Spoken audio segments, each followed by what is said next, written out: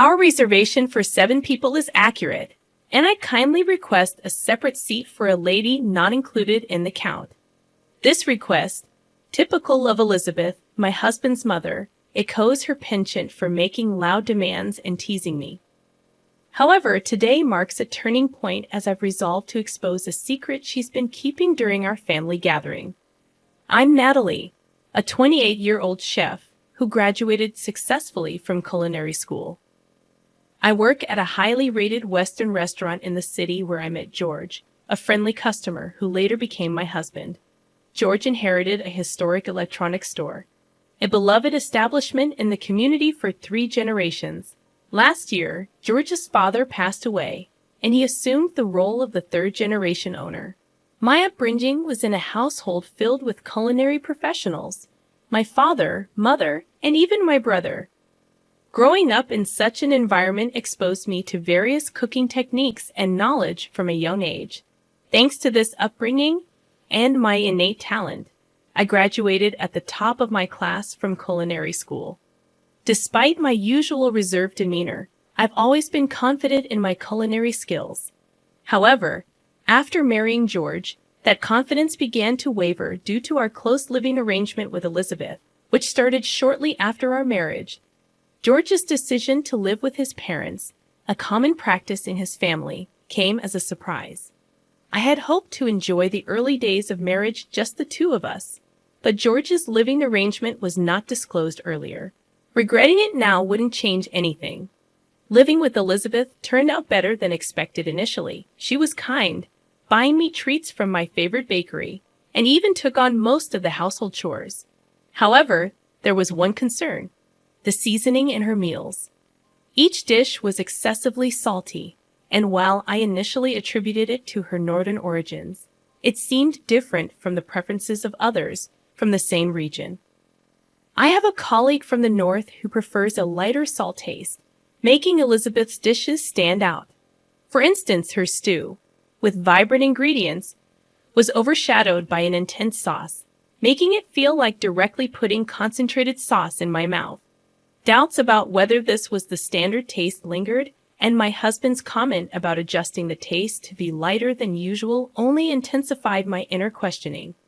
These days, consistently consuming Elizabeth's cooking seemed to have dulled my taste buds, creating a sense of dissatisfaction, even when preparing dishes at work. Doubts about my own sense of taste crept in, but fortunately, the head chef conducted the final taste checks, ensuring no major issues. Nevertheless, the heavy seasoning in Elizabeth's daily meals became a serious concern for me. To cope with this, I devised a plan. One solution was to wake up earlier than Elizabeth and prepare my own breakfast. While this noon routine prevented a decline in my work performance, it unintentionally led to a frosty attitude from Elizabeth. When I greeted her in the morning, she began to ignore my words and pass by.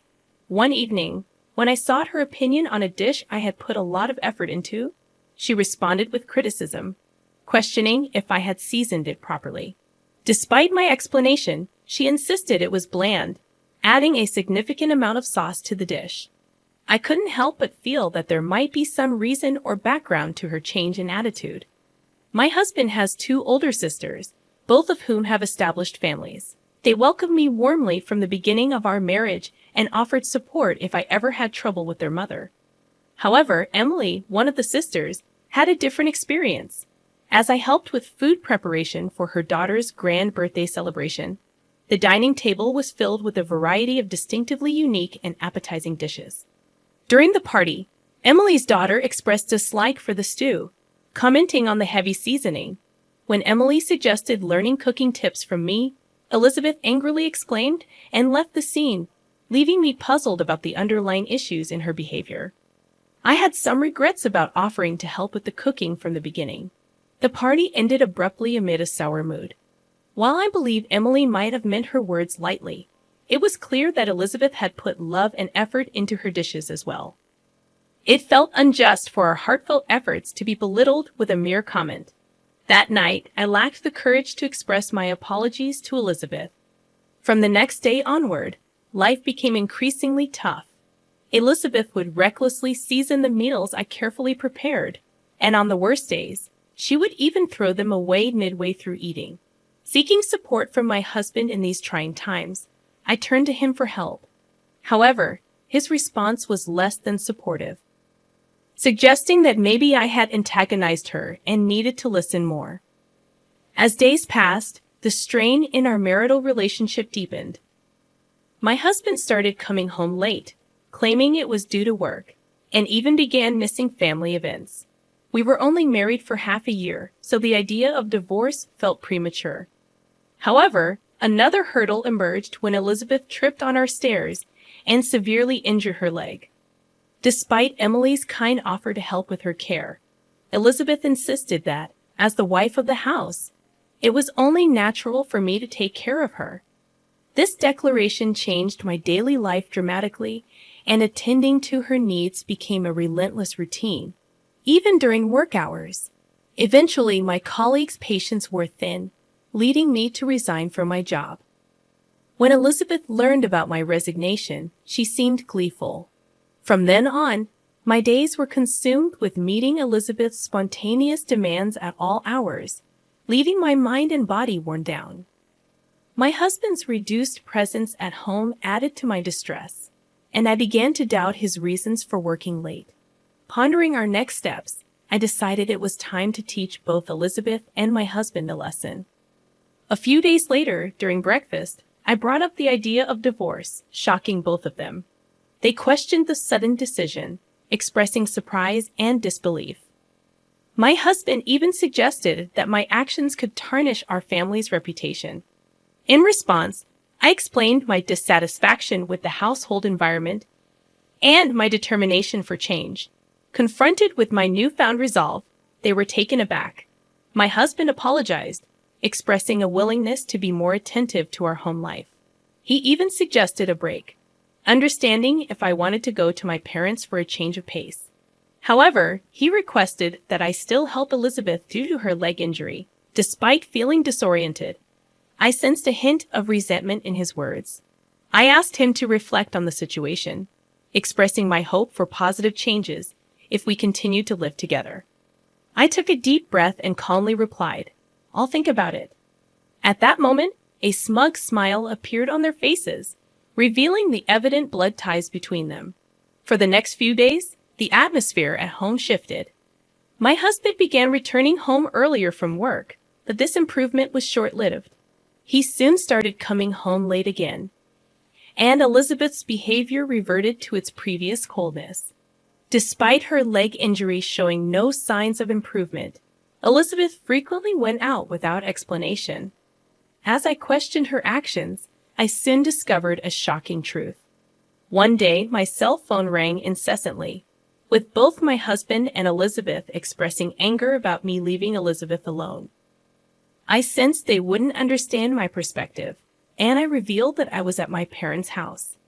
Days later, enjoying a peaceful time at my parents' house, I received an unexpected message from the one person I least wanted to be involved with, Elizabeth. The message contained an apology for her past actions and an invitation to her upcoming birthday party. Though reluctant, considering it as a bit of a luxury treat, I decided to attend. The venue for the party was an upscale restaurant near the station, renowned for a new chef trained in France. Upon arriving, I saw George and Elizabeth waiting with smug expressions. The attendees included Emily, her husband, and their children, making it a small gathering of 8 people. As we entered the restaurant, I confirmed my reservation for 7 people. However, Elizabeth requested a separate seat for me, surprising everyone. The waiter guided me to a slightly hidden seat, and as the evening progressed, the anticipated meat dish raised expectations. While delicious-smelling dishes were constantly brought to Emily's table, George and Elizabeth received none. Elizabeth's loud complaint about the delay in their food drew the attention of nearby customers, leaving me in a state of surprise and anticipation for the unfolding events of the night. I deeply apologize. The chef is preparing something special for the 2 of you, so it's taking a little extra time. Please wait for just a bit longer. Despite her annoyance, Elizabeth's face showed a hint of satisfaction, knowing they were getting special treatment.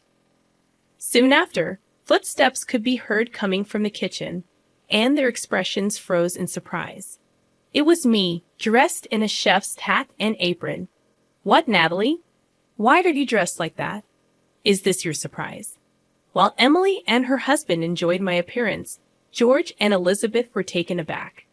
I gently smiled and set the specially arranged dishes before them. "I've prepared a special menu just for the two of you." At the center of Elizabeth's plate, a beautiful black lump was garnished with a rich sauce. I'd accentuated this using a special sauce. "I'll add a little more topping to this sauce." Pouring more sauce on the dish, I felt satisfied seeing Elizabeth's surprised face. "And here's a special dish for you, sir." On George's plate, various delicacies were beautifully arranged, each shining brightly. "Please try it with this special sauce." Placing an elegant sauce bottle on the table, I watched the service. Emily's daughter laughed cheerfully, and they both looked a bit surprised yet intrigued. However, their expressions soon turned to anger. "This is unbelievable. I've never seen such inappropriate service. Call the manager." George exclaimed. I calmly replied, "I'm the person in charge here. Is there a problem?" Elizabeth joined in. "Are you the one allowing such disrespectful service? This is unforgivable. We're going to exercise our rights as customers and sue you." I continued, "Feel free. But we're also considering legal action for the disruption you've caused." "How dare you?" It turned out that they often visited this restaurant and were always demanding. The staff already saw them as problematic customers, and now, with my brother Peter managing the restaurant, they were being treated impartially. Peter, Elizabeth, and George were utterly stunned upon realizing that the person in charge was my brother. In reality, this popular restaurant was a product of Peter's diligent management and hard work. They had not been informed of this fact before. Peter had previously undergone advanced training in France and couldn't attend our wedding. Although he had sent a generous gift, he had never spoken with Elizabeth or George. However, he remembered their faces from family pictures. "We didn't know any of this. Could you explain?" Emily asked, cheerful, but with a slight shadow in her eyes. "Actually, we came here to dine with some shopkeepers from the town's marketplace. It's trendy these days to have dinner in such modern restaurants." At that moment, a staff member approached politely. "During your last visit, you left behind an item. Please allow me to return it." Handing over a shimmering earring, Emily added, "You often dine here with men wearing earrings. Isn't that a bit risky?" George's face momentarily froze in surprise at Emily's question. How did I come to know of this secret? A few weeks ago, I harbored suspicions and decided to hire a detective to investigate. The result was a collection of photos depicting George enjoying dinners with another woman at this restaurant, and even moments where they entered a hotel together. To be honest, I felt more relieved than betrayed. Marrying him was a mistake. I'm planning to file for divorce. Just be prepared. This was the first time George had openly spoken about divorce, but for me, it was an anticipated moment. Just don't forget to pay the alimony. Don't worry. I recently secured a big business deal, and financially, I'm pretty well off now. I'll gladly pay all of the alimony in full. Hearing that gave me peace of mind. Now about you, Elizabeth. Until now, she had been wide-eyed at the unfolding conversation, known by the staff as a regular at this upscale restaurant. What do you want from me? Since my husband passed away, I don't think anyone has the right to complain about my behavior. However, I had also had a detective thoroughly investigate her secrets. It turned out she had been in a secret relationship for 5 years, even though her husband had passed away just a year ago. What are you talking about?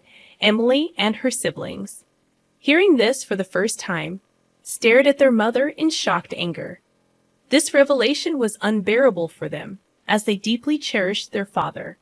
Although I, too, was surprised by the investigation's outcome, when I asked the detective why he knew so much about Elizabeth, it turned out that their father had once hired the same detective agency. You deceived him for so long. even while he was still alive. And George, even while with Natalie, you were seen in other women. How could you? In Emily and her siblings' eyes, deep anger and disappointment shaped the tense atmosphere at our table, catching the attention of other diners who started glancing our way. We promised to resolve this matter at home and called it a night for the dinner. As I left, I high-fived the restaurant staff and Peter, expressing my gratitude. A few days later, under the stern gaze of Emily and her siblings, George and I proceeded with the formal divorce process. Now I'm free.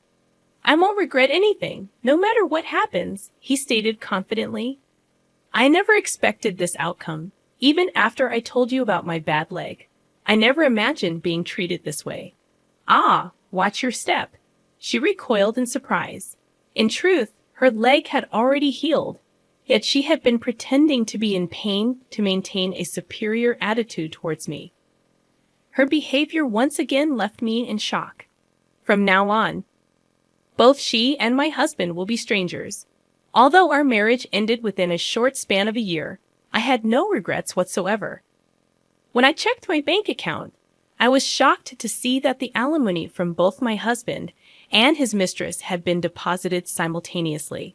It seemed like my husband covered her share as well.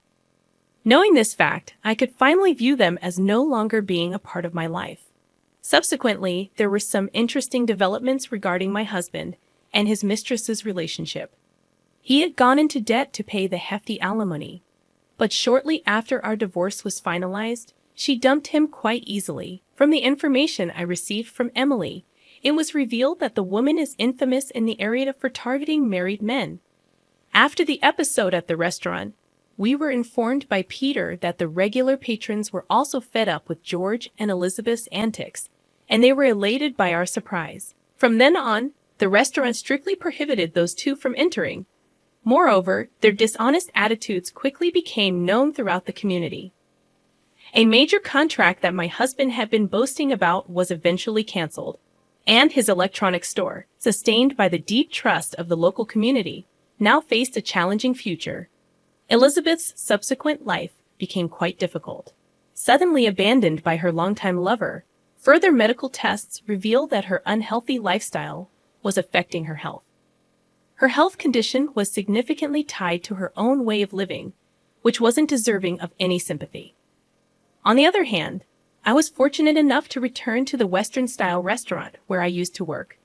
Even though they knew about my past, the staff and management warmly welcomed me back. The spaghetti lady, Emily, and her family still came to this restaurant often, and their presence was a significant support for me. They had decided to completely sever ties with George and Elizabeth. The anger towards their actions, especially after the passing of their father and the revelation of the truth, left a deep wound in their hearts, which seemed unlikely to heal. The joy of cooking holds a significant place in my life. Feeling this happiness is the very moment I cherish the most, and when I feel truly blessed.